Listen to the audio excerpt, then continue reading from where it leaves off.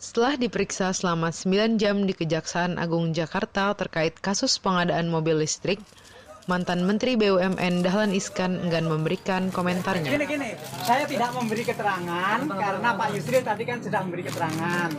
Saya komit dengan Pak Yusril, yang memberi keterangan Pak Yusril saja. Sehingga saya minta maaf, keterangan sudah cukup tadi diberikan oleh Pak Yusril. Sebelumnya, pengacara Yusril Iza Mahendra menerangkan bahwa terlambatnya pengadaan 16 mobil listrik untuk ajang APEC ini disebabkan keterlambatan dana sponsorship dari 3 perusahaan BUMN. Sejauh ini, Dahlan Iskan masih akan terus diperiksa sebagai saksi. Sementara itu, Kepala Subdirektorat Tindak Pidana Korupsi Sarjono Turin menyatakan telah ditetapkan 2 tersangka dalam kasus ini. Dalam penyidikan ini sudah ditetapkan 2 orang tersangka, yaitu salah satu A, inisialnya, satunya lagi adalah D. Ya, mungkin teman-teman sudah tahu semuanya ya, A dan D itu inisialnya. Jadi sementara waktu kita masih mendalami apakah peran daripada mantan ini ada terlibat langsung dalam kegiatan di situ ataukah yang memberi perintah. Nanti dari fakta-fakta penyidikan inilah yang akan menentukan ke depan. Dari Jakarta, Hairani Ineza, Felicia Mova melaporkan.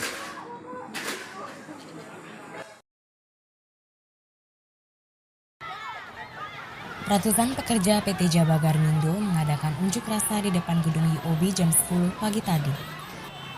Aksi demonstrasi yang sempat membuat kemacetan ini dikarenakan mereka menuntut gaji yang belum dibayar selama 4 bulan, hak pesangon, serta hak cuti.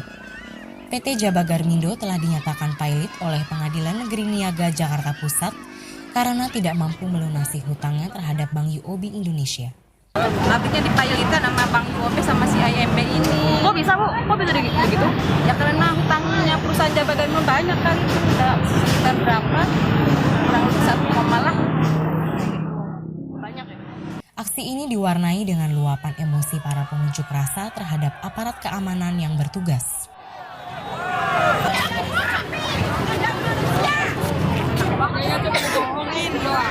Kalian bisa baca nggak ini? Bisa baca nggak? Pak polisi tutupin biar bacain tahu nggak? Kalau orang proyek keluarin keringat kalau kalian. Para demonstran juga melengkapi aksi unjuk rasa dengan menyanyikan lagu Indonesia Raya.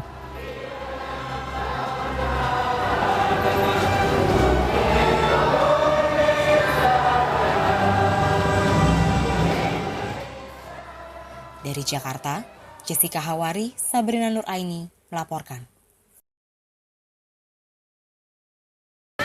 Bulan Ramadan selalu identik dengan sajian berbuka puasa. Bagi Anda penikmat kuliner asal Minang, tak lengkap rasanya bila belum berburu tajil di sepanjang Jalan Keramat Jati, Jakarta Pusat. Mulai dari ketan serikaya, bubur kampiun, hingga nasi kapau yang dapat memanjakan lidah. Bagus jualan apa? Bubur kampiun. Bubur kampiun.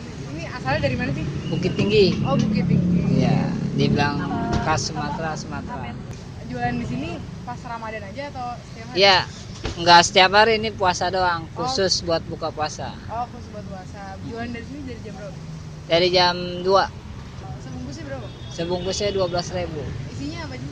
Dia ada kacang hijau, pisang, candil, sumsum, ketan, sama serikaya. Tapi kuahnya dia dipisah. Harga yang dibanderol pun relatif terjangkau. Mulai dari Rp2.000 untuk jajanan ringan seperti ketupat ketan dan ketan serikaya, hingga Rp20.000 untuk seporsi nasi kapau. Maka, tidak heran tempat ini ramai dipadati pengunjung jelang jam berbuka. Sini udah sering atau? Oh, sering. Sering dari Lebaran tahun lalu juga? Oh, setiap tahun. Kenapa sih milih di sini? Enak aja. Enak. Murah. Oh, murah harganya. Murah meriah. Oh, gitu. Dari Jakarta, Hairani Ineza, Sabrina Nuraini melaporkan.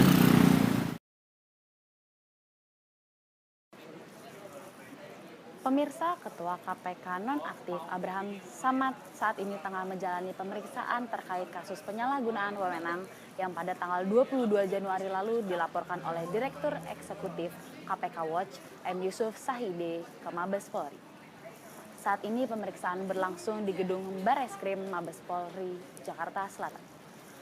Abraham Samad yang tiba dengan tim kuasa hukumnya Saur Siagian dan Bahrain ini mulai diperiksa sejak pukul 10.30 tadi. Sebelum memasuki ruangan pemeriksaan, Samad mengatakan bahwa ia memenuhi panggilan ini semata untuk mematuhi hukum walaupun ia menganggap panggilan ini hanyalah rekayasa. Seperti yang telah diketahui, laporan oleh M. Yusuf ini menyatakan bahwa Samad menjanjikan kemudahan perkara hukum pada Emir Muiz yang pada saat itu sedang disidik oleh KPK. Kembali ke studio.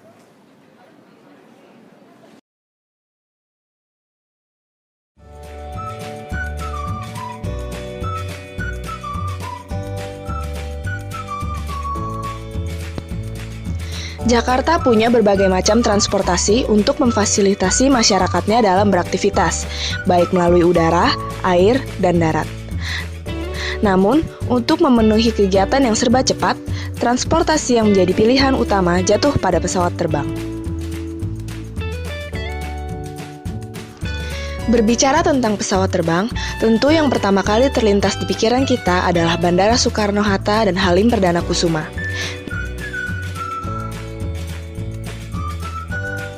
Namun, tahukah Anda bahwa sebelum kedua bandara ini berjaya, ada yang menjadi pelopor bandar udara di Jakarta? Bandara itu adalah Bandar Udara Kemayoran. Bandara ini adalah bandara pertama di Indonesia yang melayani rute penerbangan internasional.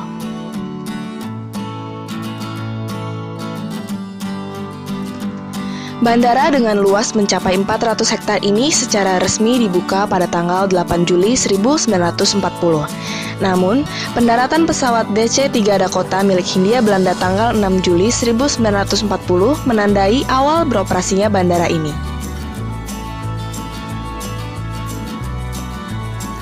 Bandara ini sempat beberapa kali mengalami pergantian kepemilikan, seiring dengan pasang surut zaman penjajahan Indonesia.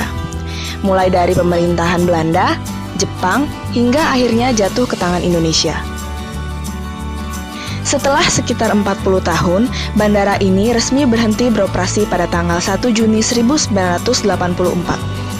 Sejak kehadiran bandara-bandara lain, jejak jasa Bandara Kemayoran berangsur-angsur luntur tergerus zaman. Tak heran jika nama Bandara Kemayoran terdengar asing bagi sebagian dari generasi yang lahir pada era 90-an. Mereka mungkin tidak tahu bahwa gedung J-Expo yang sekarang berdiri dengan gagah dulunya adalah bandara internasional pertama di Indonesia. Terminal C Bandara Kemayoran adalah salah satu peninggalan bandara ini yang masih tegak berdiri di kawasan Komplek Kemayoran. Tak semegah nilai sejarahnya, keadaan sisa bangunan Bandara Kemayoran yang tertinggal ini bisa dikatakan cenderung memprihatinkan. Bahkan, area yang sebelumnya adalah pelataran pesawat berubah menjadi tempat parkir mobil-mobil hasil sitaan. Itu mobil titipan itu. Oh, titipan dari Kejaksaan. Kejaksaan Jakarta Pusat. Oh. Ini mobil sitaan itu. Oh, sitaan.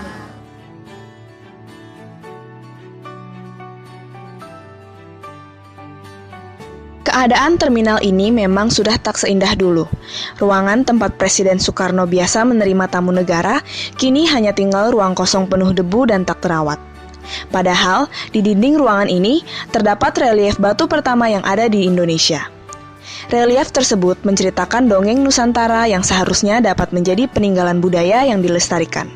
Namun, tak ada yang memelihara bandara ini sebagai cagar budaya yang seharusnya.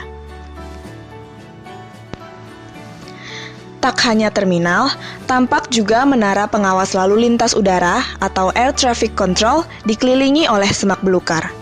Menara tersebut tertutupi oleh rerimbunan pohon. Kini keadaannya sudah tak seindah jasanya.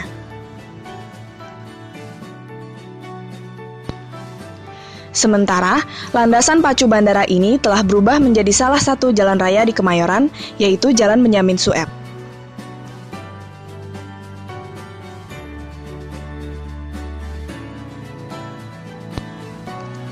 Sebagai penduduk Jakarta, kita patut berbangga memiliki Bandara Kemayoran yang menjadi pelopor bandara internasional di Indonesia.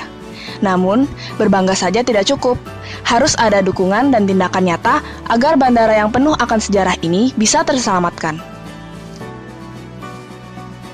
Kalau bukan kita, Siapa lagi?